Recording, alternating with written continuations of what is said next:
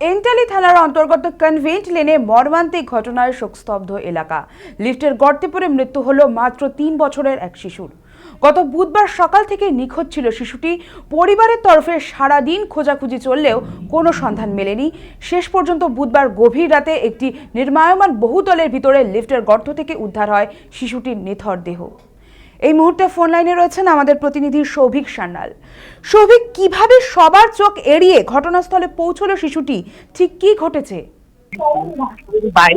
তোমার জানিয়ে রাখি যে লিফটে গর্তে পড়ে 3 বছরের এক শিশুর মৃত্যু। ঘটনাটি ঘটেছে এন্টালি থানার অন্তর্গত কনভেন্ট লেনে। গতকাল সকাল থেকে নিখোঁজ ছিল ওই শিশুটি। রাতে নির্মীয়মান লিফটের গর্তে দেহ উদ্ধার হয়।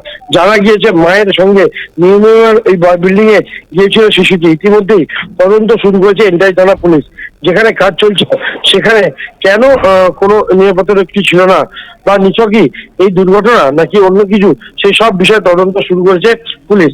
নাকি এর পেছনে অন্য কোনো রহস্য রয়েছে সেই বিষয়ে কিন্তু তদন্তকারী অফিসাররা ইতিমধ্যেই তদন্ত শুরু করেছে বলেই জানা যাচ্ছে।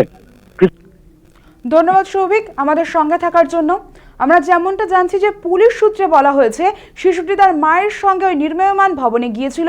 কিভাবে সেখানে সে পড়ে গেল তা এখনো স্পষ্ট নয়। ঘটনাকে ঘিরে উঠেছে একাধিক প্রশ্ন। যেখানে নির্মাণ কাজ চলছিল সেখানে কেন কোনো নিরাপত্তা রক্ষী বা কর্মী সতর্কতামূলক ব্যবস্থা ছিল না? কিভাবে একটি নির্মায়মান ভবনে অবাধে শিশুর প্রবেশ সম্ভব হলো? নাকি এটি শুধুই দুর্ঘটনা নয়, এর নেপথ্যে অন্য কোনো কারণ রয়েছে? ইতিমধ্যেই ঘটনার তদন্ত শুরু করেছে এন্টালি থানার পুলিশ। শিশুটির অকাল মৃত্যুতে কান্নায় ভেঙে পড়েছে পরিবার। শোকের ছায়া গোটা এলাকা জুড়ে।